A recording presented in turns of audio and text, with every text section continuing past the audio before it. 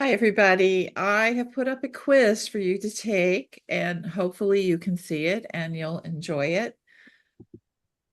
I'm not quite sure on my end. All I'm seeing is that it has been launched, so I'm hoping that it works. You all are my test guinea pigs. And we're going to be talking today about book clubs. I know, your favorite thing. And I got to do a lot of research, and I have this lovely 4-page handout for you.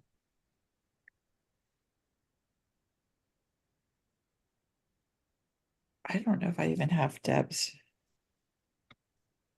I don't care. Okay, I just actually hand copied it. I hope she got it. Okay. Hopefully she will. I just sent an email to her too, and now I'm closing down my email because I don't want too many things running at once. So, too much. Okay. I'll give you guys another minute and then I'll see how I can end the book quiz and see if we can go over it. Hopefully I even have it somewhere. Everybody get a chance to take it? Yes. Yes. Daryl? Yes. Okay. There we go. Oh, see results. There we go. Okay. I'm going to share results. Can you see the results now? Yes. All right. You're all wrong. Okay. So the first answers are, it's really 60% Wow. is how much book sales in the United States is influenced by book clubs. Can you believe that? 60% of the sales. The next question was, what platform? Most of you got it right. It is Goodreads and is followed by Facebook. TikTok is really not in there for book clubs. It's at all so far. So all of the surveys and things that have gone out there. The number of readers in an average book club is 8 to 12. So you mostly got it right. And is it appropriate to bring promotional materials to your book club without asking the organizer first? And that is false. Because it has to do with etiquette. They don't like to be shocked. Me, I don't care personally as a book club person, but for other people, they sometimes get a little cranky. So welcome. And I had a lot of fun doing all the research for this one. So I hope that you guys enjoy it, and I will send the PDF out afterwards so that you get an idea of some of the things we did that we're going to be doing, that we're going to go over. And so I'm going to go right ahead to hit the share. Here we go. Oh, look at this. I did it right on the first thing. I'm just so amazed at myself today. Anyway, today's is Mastering Book Clubs. It's a guide for authors. It's kind of like a webinar. It will help you understand the importance of book clubs and how to engage with them effectively. And we're also going to look at how do you find the right communities and the right book clubs for you, and how to build lasting relationships with readers. Now I'll go to page 2. Okay, so the power of book clubs is really important. 67% of members read club recommended books. That is why the sales influence is so big. And the number of book clubs has exponentially exploded. Probably said that word wrong. Over the last decade, and especially with the pandemic. That's where the rise of online book clubs really started to flex their power. Before that, after the 50 Shades of Grey, that was book clubs became fashionable especially for women. And we're only going to talk about women in book clubs. So it became fashionable. And so when you have it as a fashion, then there's more and more people. It becomes part of their social network. The other thing about book clubs is that it's a social experience. And so women particularly, which is what our audience is, I mean, that's our sales audience, is they make time for their book clubs and they wouldn't think of missing it too much. If they miss it in person, they're going to make sure that they connect with all of the other members who are in the book club. For the reading choices, that how do the book clubs pick their books? Well, 57% use Goodreads, but 80% will read only club chosen books, or that's at least where they're pushing. They don't know how to go outside to find new books. So that's why the power of book clubs is really, really important. And I love the other one, 57% more say that they read books that they wouldn't otherwise pick, which broadens their experiences. And if you have been a member of a book club, you know that this is true. There's so many books in there that there's no way you would have ever either known about it or would considered reading it. We're going to go with, there's three kinds, there's more than this kinds of book clubs, but these are the three we're going to concentrate on. So we have the in-person book clubs. Those are the ones that meet traditionally face-to-face, in person, in other words, and they meet in homes, libraries, or cafes. Cafes is really restaurants. They offer, or like a Starbucks or something like that. They offer a personal connection, but they're very challenging to schedule, to keep up, and you have to have a really good, strong book club coordinator to keep them going. Online book clubs are virtual meetings, either via video calls or Zoom, something like that, or through forums. The forums is like we're talking about if they meet on Facebook or Instagram, or they used to meet on Twitter. I don't think any of them try to meet on TikTok. There are a few, very small right now, but there are a few that are trying to meet on Pinterest because it's a women's centric site. And that's kind of interesting, I thought. Themed clubs they focus on a specific genre, or an author, like it's a Jane Austen club, or it would be a Rebecca Yarros club.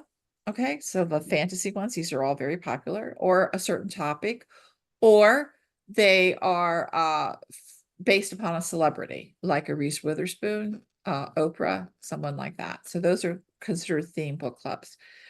We're going to talk about in-person and online book clubs because the themed ones, well, the genre ones, yeah, that's really important, but not the celebrity ones. And obviously none of you are big enough to have your own, or dead or whatever, to have your own following for a book club.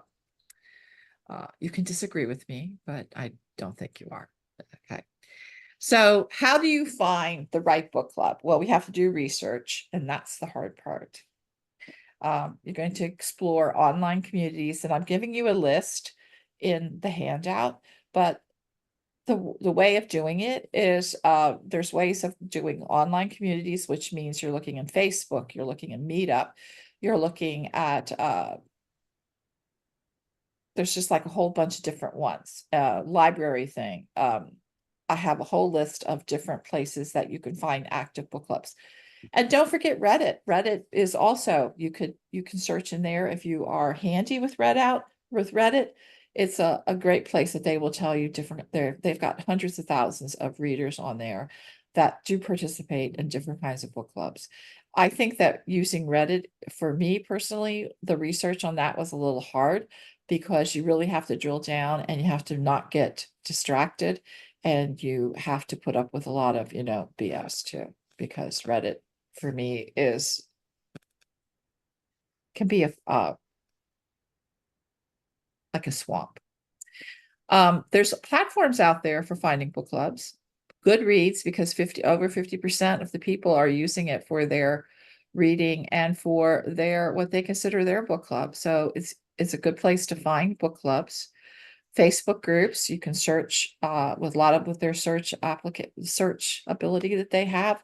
You can put in book club with your genre, book club, your name of book club with a book or an author that's similar to you, and see what pops up. Meetup is really good, but that's more like location based.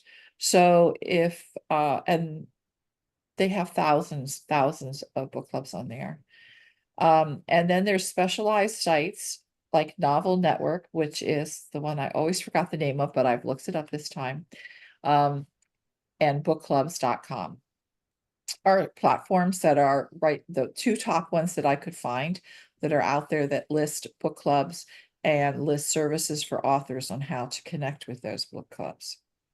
Now, neither one of those, Novel Network and bookclubs.com, do not cover the plethora of book clubs that are out there, because a lot of book clubs don't even know about those platforms and don't know how to get involved with them. When you do find a book club, really important thing to evaluate the fit to you, because there's nothing worse than, oh, you got signed up for a book club, but they don't, what they're reading, they're a literary book club, and you're writing cozy mysteries, or you're writing spicy romances, or you're reading thrillers, and they only want to read Jane Austen.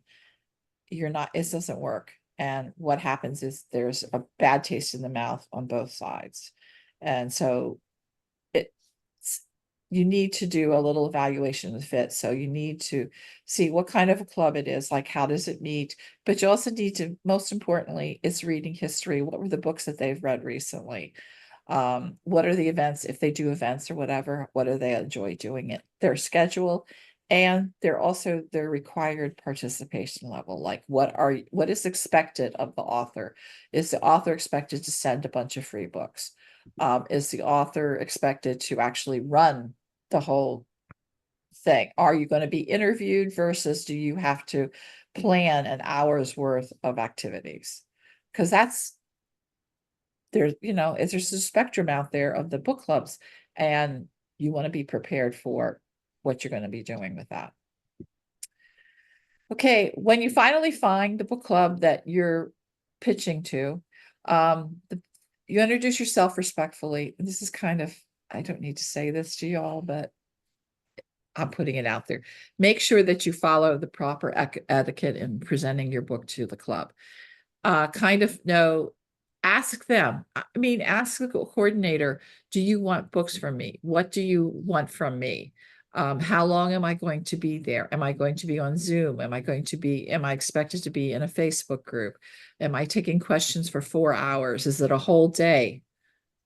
And I would say ordeal, but if is it a whole day, is it a couple of hours? If you're doing a Facebook, can you do a live with it or not live? These are questions that you ask as you introduce yourself. And I would put that in an email and the correspondence you have so you can go back and do that.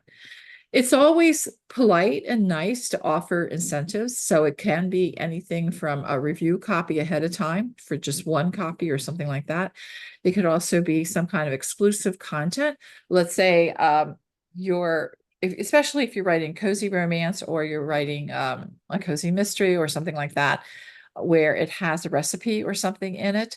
One of the things that you could offer is a recipe that it maybe didn't make it into the book, or some special amendments that you have to a recipe, or even a simple playlist of the music that you listen to. You could put it together really fast on Spotify or something, or on Amazon Music or something like that, and you could send it to them so that they'll have something physical, especially if you're not going in person, that they can share with each other. And if you are picked for like a library or something like that, you could also just say you will do a virtual author visit, or if it's possible, you can do an in-person one if it's a local one. The most important part about this is to build relationships, because as some of you have found, sometimes these coordinators and book clubs plan a year in advance. So you have to be able to mesh their schedule with your schedule. So sometimes if it doesn't work out for this year or this month or for this release, you're going to have more books. So look to the future. Also, consider being available if somebody else drops out and they need a fill-in, take it graciously. Also, don't just look at your current books, because readers are sometimes slow. They're not reading necessarily the latest book that came out. They may find that they have just discovered you, or they're curious and they want to go back and read some of your backlist. So it's a great way of, if you have an ongoing relationship with the coordinator or different members of the book club, is to sell your future books, but it's also to really utilize your backlist. And when you are in a book club, and this doesn't matter whether you're in an online book club, like if you're doing this via Zoom or if you're in person, these are just standard things that you guys would, I don't know how to say this, but yeah, point two. Listen actively, pay attention to the questions that are being asked, or if you see comments going on and things, just watch them. And you don't have to interact with them immediately, but it's something like to hold in reserve. For heaven's sake, respect their opinions, take it gracefully, avoid being defensive, just let it go, thick skin. And sorry about that. Engage thoughtfully. If whatever you have to say, remember that it has repercussions, because it's going to last for a very long time, because people who have attended the book club are going to tell their friends and things, and so some of it might get misinterpreted. So you want to always be really positive and enjoy it. This is one thing, especially if you're doing a Zoom one, is that be prepared with the technology. Make sure that you have a stable internet connection. If you can't guarantee one, don't schedule it for that time. Like if you're going to be traveling and you're not sure if the Wi-Fi in your hotel room or wherever you are is going to work, do another date, okay? Because there's nothing worse as somebody who's coordinating on this side and it just isn't stable. It's just horrible. Make sure that you create an atmosphere so that you have a professional looking background and maintain good lighting. Invest in a little Zoom light that can go for $4 now. You can get it and collect and put it on your phone. You don't need to have like a hot shot camera or anything like that. Just make sure you have a good microphone and that you have a decent smartphone, and put it on a what do you call it, tripod or something, little short one, and it's great. But make sure that what's behind you, because that's what people are going to be staring at beside your face, make sure that that looks very professional and it's repeating maybe your book that you're trying to sell, or all of your other books, or whatever atmosphere you're in. And this encourage interaction is always make sure that you have a Q&A session so that people can actually talk with you and ask questions. Sometimes the questions that come up in Q&A are what are like the icing on the cake and what the people are going to remember the most. The breakout rooms, there's only certain Zooms and people who do that. So if you're going into one of those where they break you out and you have to participate with the individuals, with the individual members who are there individually, sort of like a speed date kind of situation, but it's online. But be prepared for that. Don't be scared. It doesn't last forever. And there's a lot of good information that you can provide and good information that you can get from the readers who are in that group. So the things that I want you to understand from this is that you have to understand book clubs have power. So you want to connect with them. You want to be part of them. Approach them respectfully. Don't make the assumption that they're dying to have you. That's essentially what it kind of is. Find suitable clubs. Make sure that you're a good match. Practice great etiquette, and I know that you all will do that. Enhance your virtual sessions by either providing something like a virtual gift, or making sure that the actual session is easy to watch, easy to hear, easy to see. And this is an opportunity for you to build lasting relationships, because these are very, I think that you understand that book club members can be very powerful, because they are the ones who are out hand selling your book, and hand selling, even if you go to something and you think that person didn't really like your book, they're going to tell all of their other friends that maybe weren't at that book club or wherever, they're going to be that word of mouth that you really, really need and that you really love. And that is it. I'm ready for the Q&A. Was there any surprises in the quiz? Yes. Yes? I was surprised, the first question, I was surprised by, I actually got it right, but I was still surprised by that much. Yeah, how Mhm. much it influences sales. Yeah. Yeah. Yeah. It seems to me, I mean, I don't know, Megan and Mary, but I write mystery primarily, an occasional romance, but I think it's hard to find book clubs that aren't just reading the big best blockbuster seller of the year so that they can discuss it at work and sound erudite, as opposed to, oh, I read a great little mystery. You're gonna love her. And so where do you find mystery book clubs? That's something that Every library I know here in Texas has a cozy mystery club. Because Every there's so many times that I have been, oh, I want to go to the, because all right, for Plano, I live in Plano, so there's 300,000 in our city, and we have, I think, 8 or 9 branches. Each branch has its own book club, and each branch has its own cozy mystery book club. And they also have their thriller book club, and God forbid the two do not meet. Exactly. they don't. They don't. So I would say it's a cozy one, at least in Texas. And then I know my sister who lives in Pennsylvania is also a member of she goes to the cozy mystery book club. She doesn't like the thriller one because she doesn't want to hear about blood and guts and gore. Okay. So Yeah. I'm thinking that's 2 different parts of the country because she lives in rural Pennsylvania, not out in the city. So I would say that libraries is probably your good thing.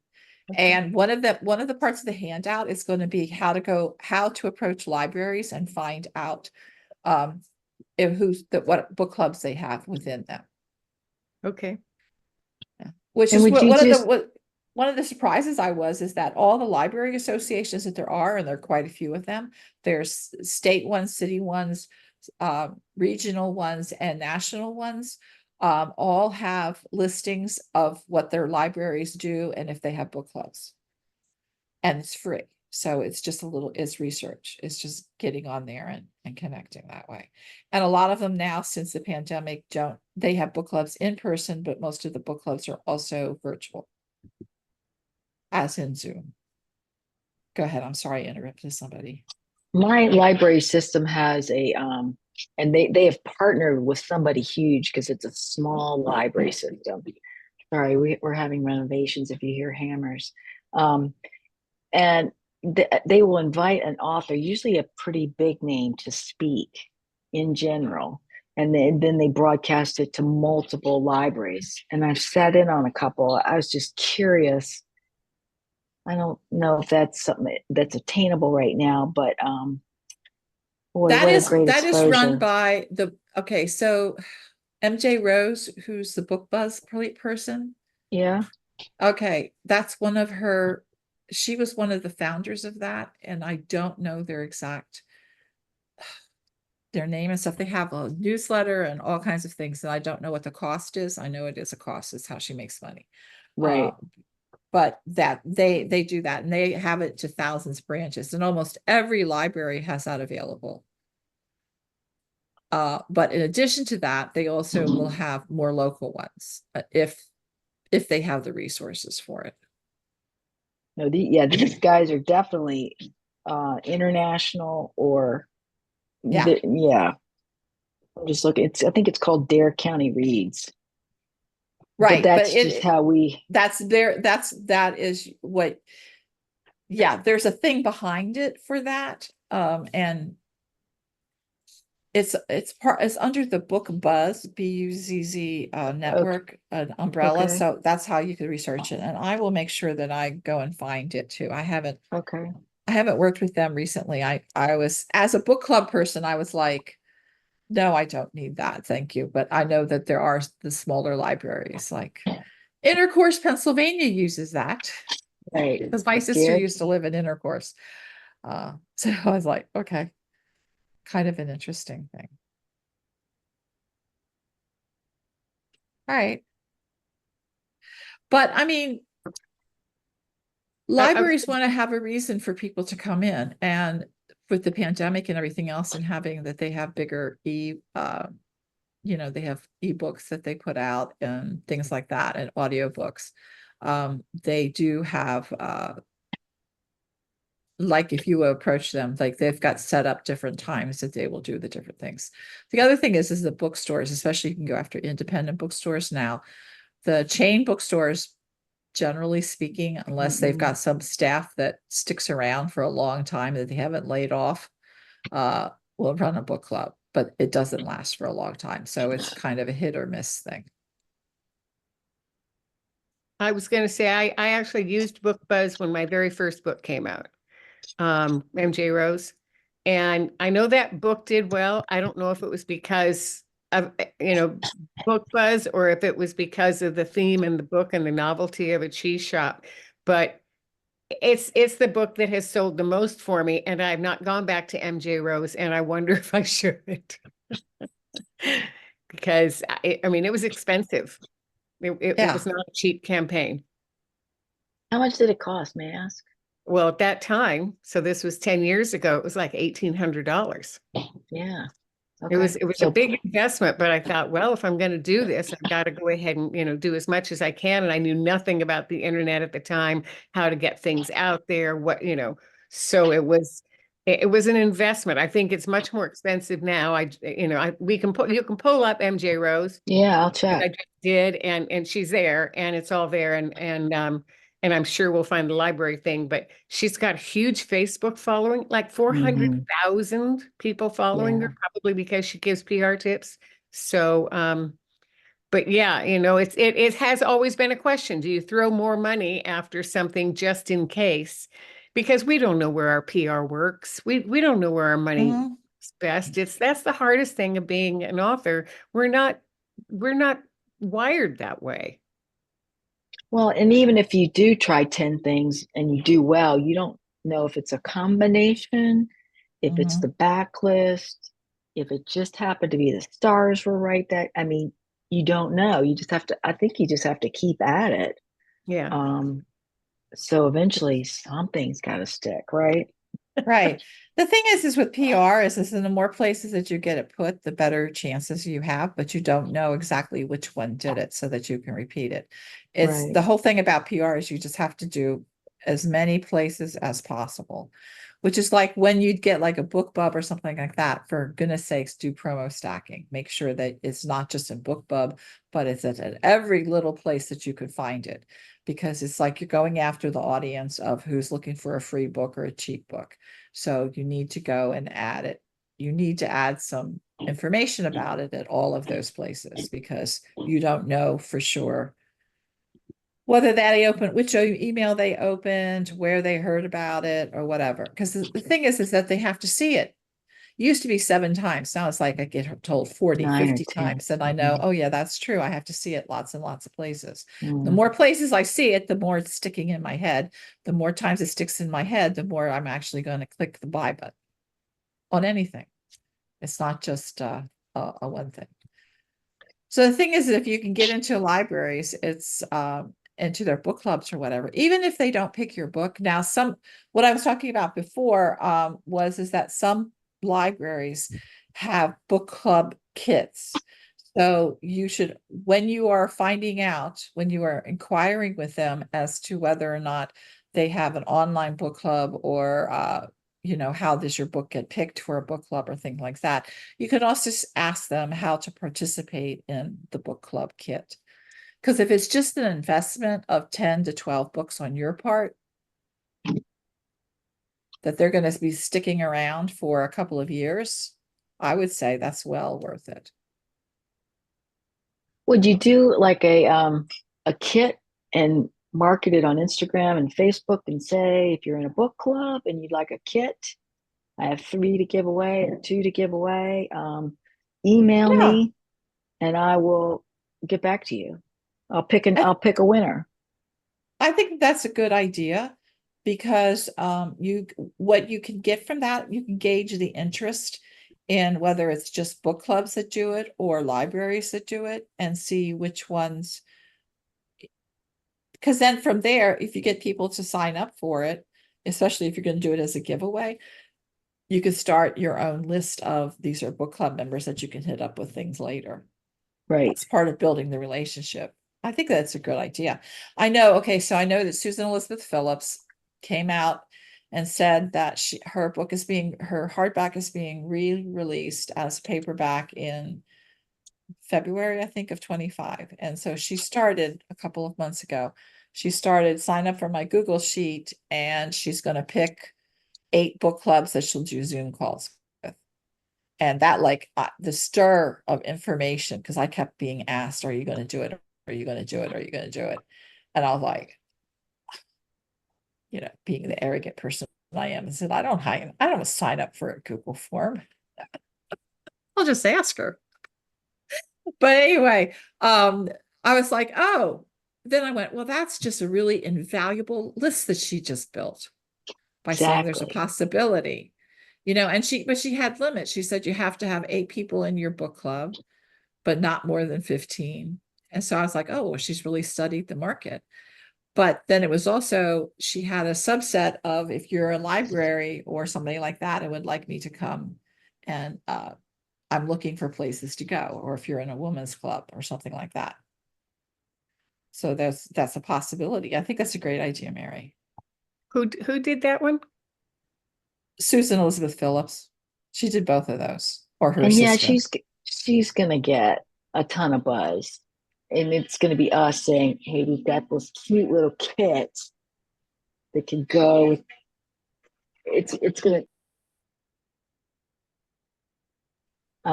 take a little bit more, I think, promotion wise. And I would even give it away right away. I would let it work for about a month Oh yeah. and just keep reminding people it's there. And she did that for months. She did that for at least 3 newsletters, and she's a monthly newsletter person. So that was 3 months worth of, because the thing is like, Mary, you're absolutely right. It's building, even if you are not in a book club, but you see, oh, there's a special thing for book clubs. Oh, I'm curious about that, and I will sign up. So you can get information from people because you're asking them for something and they have to willingly do it. You can have the information of how to build your you should have a book club list. And the best way of doing it is each one of you should do your own. It's not something you really can buy into because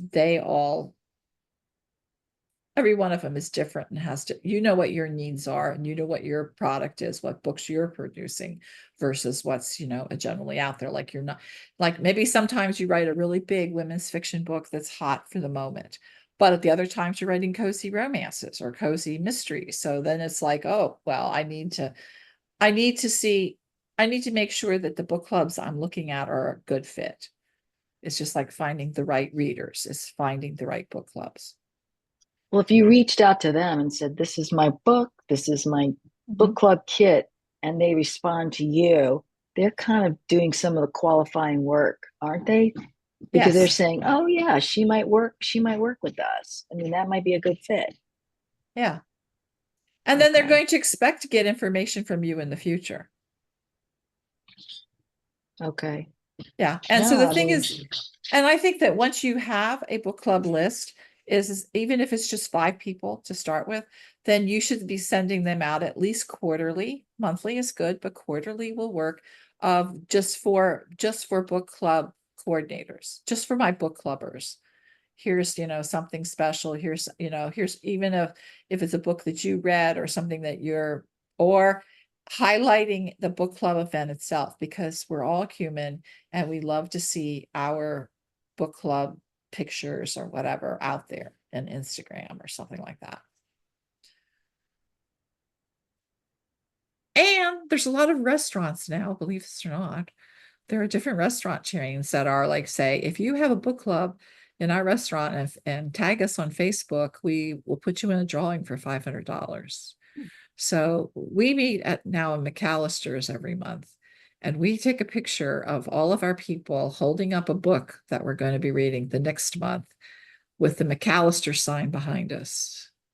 We have yet to win, but there are a couple of ladies in my group who are determined that this is going to happen. Just saying, there's all kinds of stuff out there. So I'm sure it helps McAllister's because we have to tag them. We tag the author. We always have a show and tell. We have the book.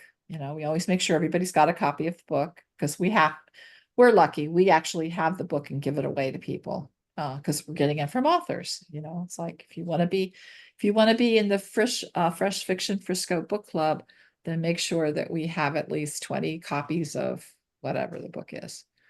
And we pick 4 books a month, 4 books for every book club meeting. So yeah. So there's usually at least one of them comes in. And so then they hold it up and they get to tag them and they're like, everybody's excited.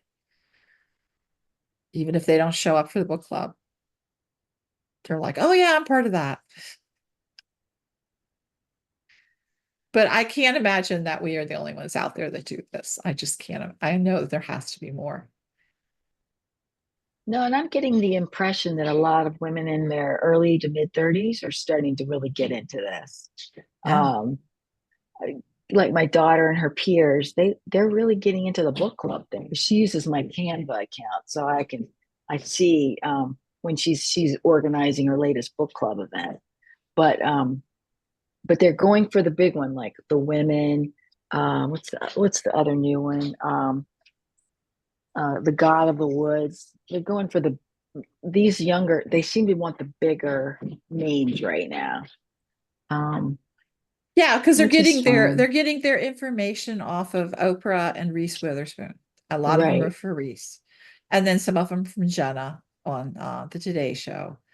So that's like the celebrity book club, but what happens is when they're there sitting there and talking about whatever that book is that they're reading, they're also talking about their other books that they're reading, or they're at least hearing about other things. So and there's not that, there's because the book club is a social event, and that's one of the reasons, like it's a party. If you're not going to go out drinking after you reach a certain age and stuff, you still want to have companionship, and it's still like it's an easy thing to do, or it's an acceptable social thing to do. And I'm really surprised at people who don't even go, that businesses have, like big corporations and stuff, they'll have groups within it that organize book clubs that they'll meet. Even if they're not coming into the office, can you imagine this? Even if they're not coming into the office, they're still going and meeting in a restaurant or whatever for their book club every month.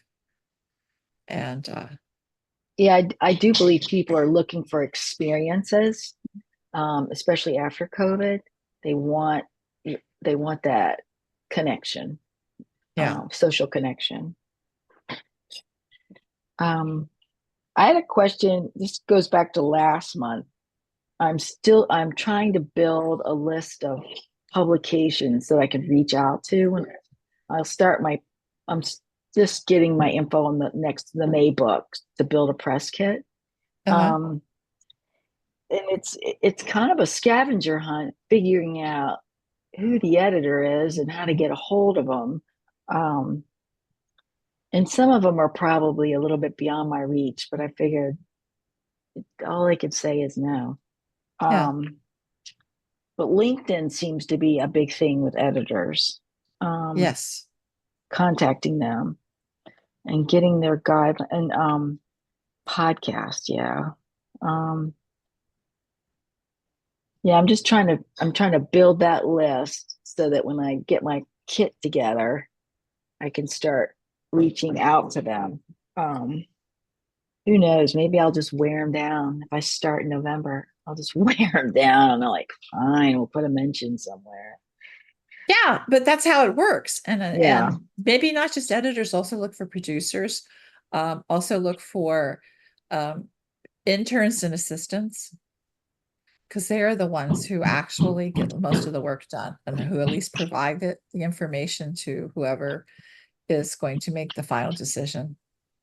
And And a lot sometimes of these go a lot of ahead. these editors aren't necessarily on the magazine site or the publication site. They almost are a freelancer and they Yeah. write articles for lots of people, Right. which Oh, is, that's true. Yeah. yeah.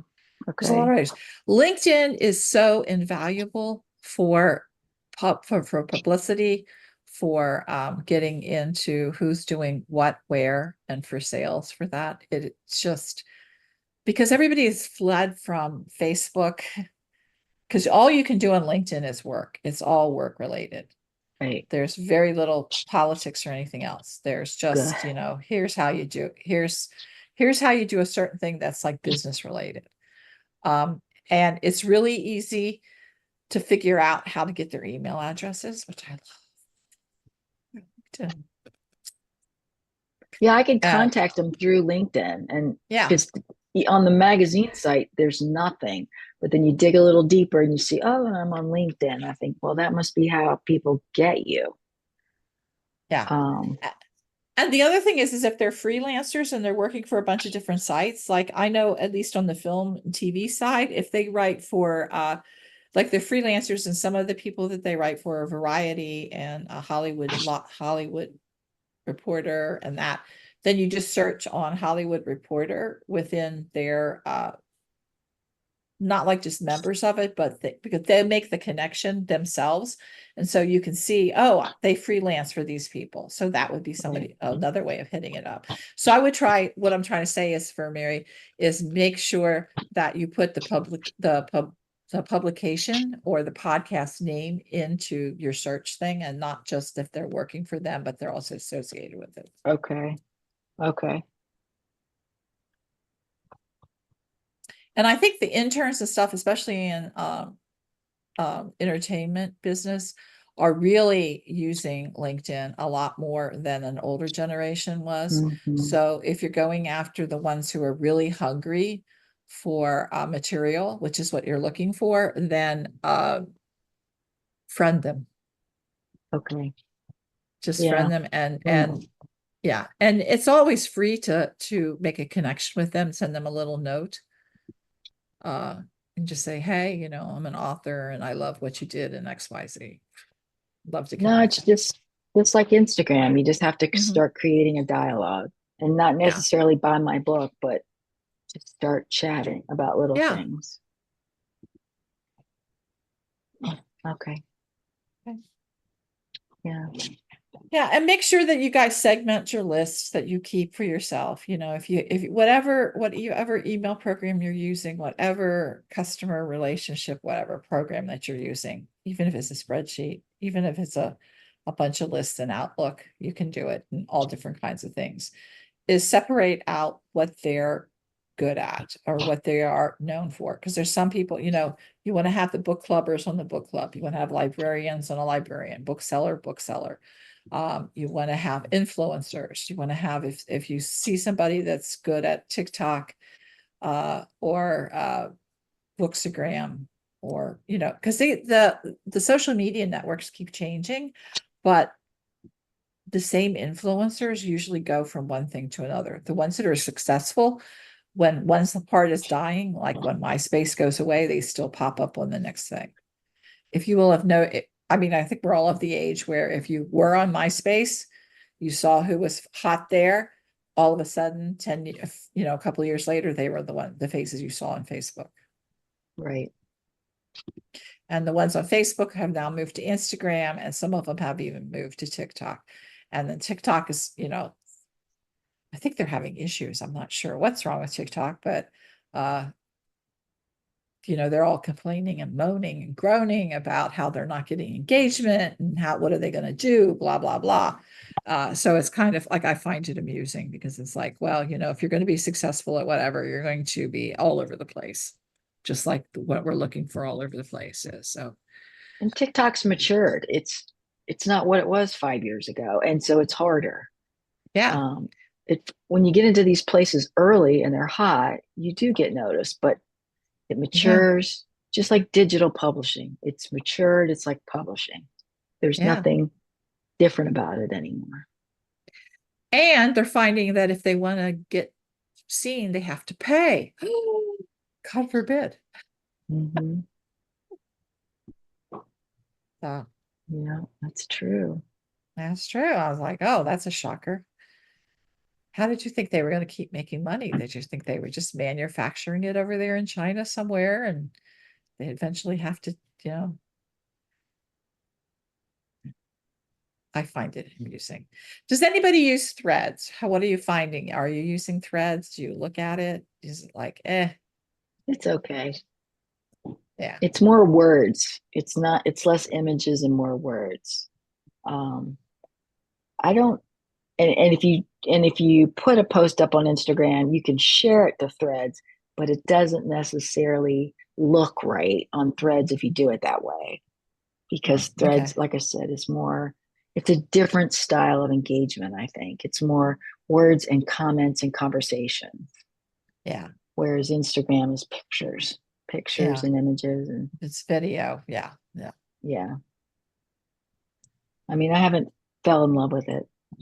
No, I just find I don't understand how it decides what to share with me. And so what I'm getting is everybody complaining. There's a lot of And that I right now.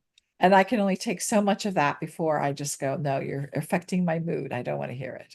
Mhm. So then I go off for like a week or two and I'm like, oh, and then I'll pop back in. I'll go, oh, you're still complaining. Forget it. Next. So it's just like I can't.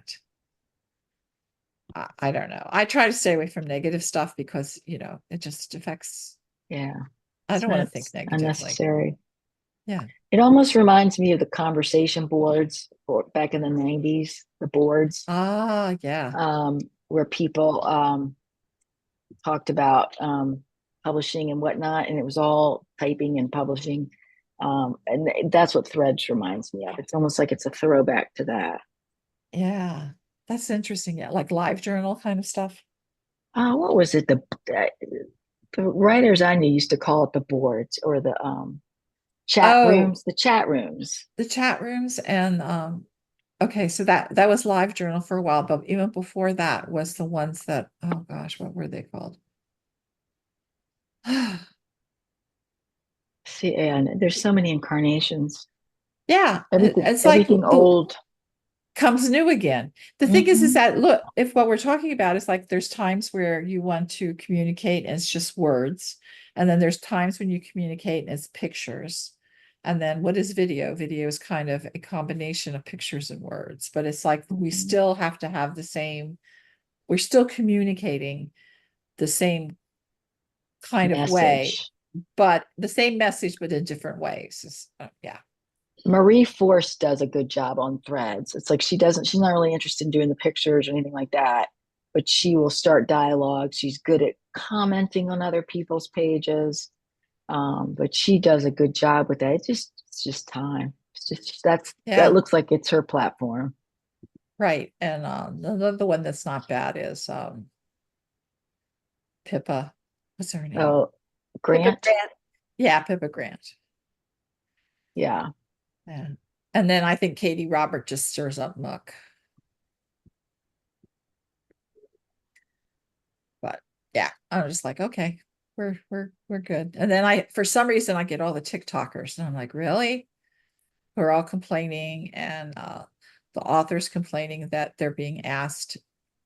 I do think it's really gutsy of the TikTokers to say, well, I will promote your book for, starting at $150 to $500 a post. I'm like, wow, okay. I'm like, and what are you going to guarantee for that? Nothing. There's nothing you can guarantee for that. And I'm like, all right, sure. Mary, you're off audio. Sorry. Sorry, I keep turning it back on and off. Exposure is not a guarantee of sales. You can be out there everywhere, but that doesn't mean it translates into sales. I went to BoucherCon last week and sat in on a couple sessions on PR, and Uh-huh. that was one point they made. There's no guarantee. We can do all this for you, but there's no guarantee. It's like, well, I'll just do it then myself. At the end, it's a cumulative because I built a list of I started small in the last book and did 20 book grammars or bookstagrammers, Hmm. and I've still got those names. and now I'm just trying to add to them. So the hope is just to keep building the database or the list. And so that when each book comes out, I'll say, okay, this is my history with this person, or da da Yeah. da. And that's what they do. That's what the publicists do. They've just got a bigger Rolodex than I do. Yeah. And depending on who you're buying their, because what you're buying for the publicist is their network. Hmm. So they've got to have a good network. So that means they've kind of been around for at least 20 years. Right. Yeah, that was something that was just brought up to me this week when I went to a personal coaching thing. And it was like, well, you have a huge network because you've been working at it for 20 years. And I'm like, Exactly. It's your intellectual property. yeah. Yeah. So their thing was, is that don't be afraid to charge for it, Sarah. I'm like, Right. "Oh." I know. So be prepared. My prices are going up, guys. Okay. No, I'm just, it's just, it's a thing. Is that you can't expect the young kids to come out and have these huge networks unless they've inherited from somebody, and then they still don't have the relationship. So you have a network, but you also have to keep building on the relationship. So it's like a skill that we all need to do is, by Daryl, thank you, is that we have to nurture the network. So Right. networking is a skill, and you practice it every day. Right. And if the earlier you start practicing it, the earlier you start building it, the more powerful it really is. So Would you suggest, like, let's say I've got this list of 30 bookstagrammers and publications. Every day I look at the list and I just go down my Instagram and make a comment or a like, or just always kind of be around or present on their page. yes, definitely. Okay. That's what I was afraid you were going to say.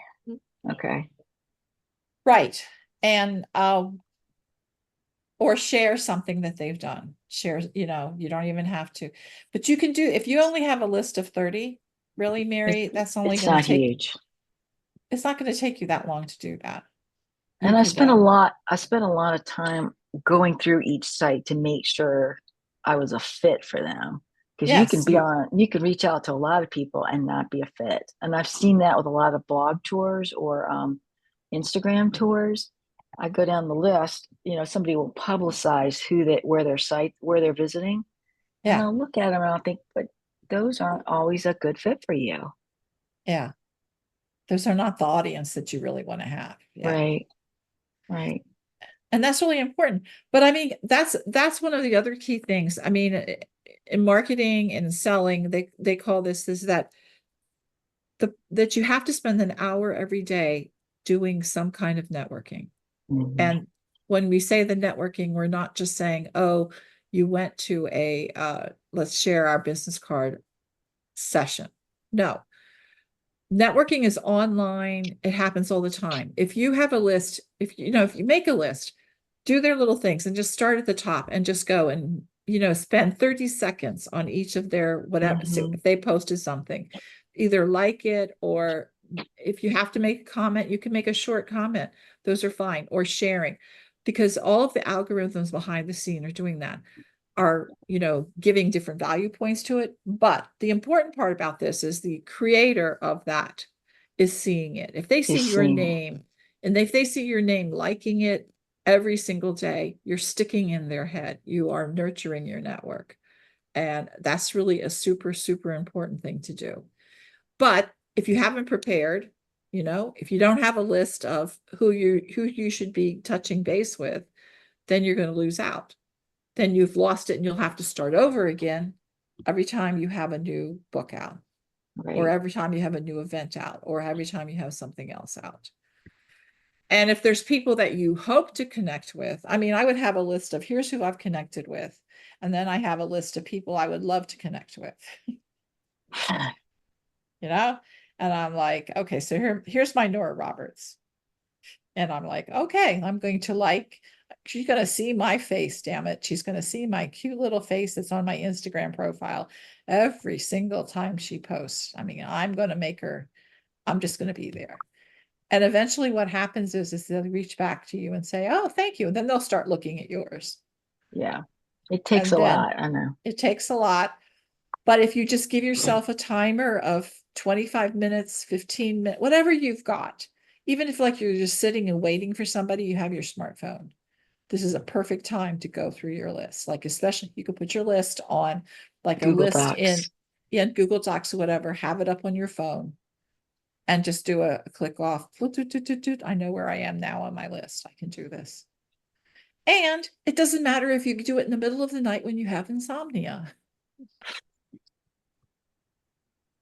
Because they're not going to see it in the middle of the night, or who knows, they may be up too. But the thing is that you're nurturing it. It's like nurturing Right. the network. Right. And a lot of people just don't take the time to do that. They're like, oh, that's too much work. But you know, like if you can break it into little segments, if you can know this is what I need to do, and this is all I need to do. I don't need to write I don't need to write this like huge comment or anything else on that. You just like it, or you know, come up with a couple of cute little gifts or something that you can just pop up there. Yeah. No, I don't think they want a long comment. It's just, No, hey, great book. What wonderful idea. I'll try yeah. that. Or I tried that. Yeah. I will though say, Mary, that people who put gifts in their comments make me, who who's coming and looking at it, actually stop, pause to see if they've put anything else beside the GIF. Like, why are they gifting it? Because the GIF is going to show up in the comments bigger. Okay. I've just started Yeah. noticing that. So I'm like, there's somebody who does, I just happen to like tulips. So there's somebody that does little GIF of tulips or something. And whenever they like something, they do that. I think Jill does that. And I'm like, oh, Jill said something. So you start to make a connection in your head. So they attach it to their comment. Yes, they just, you know, instead of it being like a happy face or something like that, they just using their smartphone. They've got it saved on their smartphone and they just put it up there. And it's the same one that they use for everything. Yeah. But as the person who's looking at other people's comments and stuff, I actually see that and I go, oh, okay, I know who that is. Because you start to make the connections. Mm-hmm. Okay. Thank you. Yeah. You could do a sparkly one of your book. Yeah. Yeah. I mean, that makes sense. You're branding the cover, the next Yeah. cover. Yeah. I'll have to figure that one out. But as soon as I get the cover, it might be another few weeks. Yeah. But You can do it in Canva. You can make a GIF mhm. in Canva, and it allows you to add like little sparkles and stuff to it. Okay. I would think about adding a book of the book cover, the little sparkles in Canva, but then also maybe something like a dog or something also there, or some like a scene that someplace a background of the scene. So it's not just, it's going to stand out. It's going to be something that catches the attention. And try a couple Okay. of different things until you find one that people start to comment on. Okay. I will add it because I spend about an hour each morning now doing something marketing. Just an hour collecting names, post scheduling Instagram reels, kind of gets my brain started for the day. That seems to be a good pattern right now. That's good. Congratulations. I'm proud of you. We'll see if it works. We'll see. I will send to all of you the PDF that I put together. It's got a sample of an email to send out. It has a list of great places, how to connect with libraries, which I thought was very valuable, Mhm. with some of the citations that I pulled it from, so that you could look them up if you want more information on that. And then just a high level of the bullet points of what I tried to cover today. And yes. I missed last month's meeting. Is there a way to see the recording for it? Okay, that was the list. That was how to do it. Yeah. My problem is that I have to do the video editing myself. I'll send you the raw file and you can just look at it. Okay.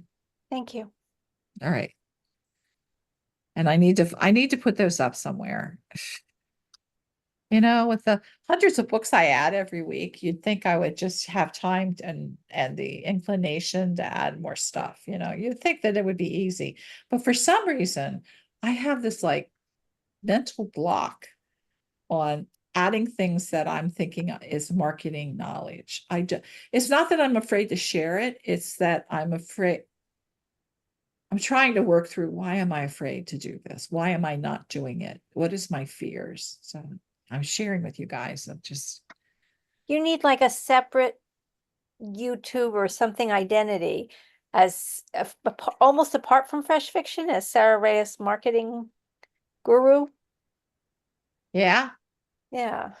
yeah. I have the domain sarahreyes.com, and I gave up on it putting anything up there. So now it just links back to freshfiction.com. I mean, I'm not giving it up. I'm just like, I think in the beginning for a couple of years, I had the dog pictures, and then my dogs passed away. And then every time I would go to it, I would get sad. And I was like, you know, Sarah, you got some problems. So let's just let that go. Let's just go back to Fresh Fiction. All right, go. Yes, but I will send you. Plus, there are always more J.D. Robb books to reread, right? I haven't been reading any J.D. Robb. I mean, I was reading all those Grace Goodwins and the Interstellar Brides and stuff. And Sure. yeah. Well, I'm not reading dark romance, but you know what? After listening to Lady Sarah talk about which In Death she's on, I went, ooh, I could go back to Naked in Death and start them all over again. It's a very sad world that I live in. All right. No, we all live in it. Yeah.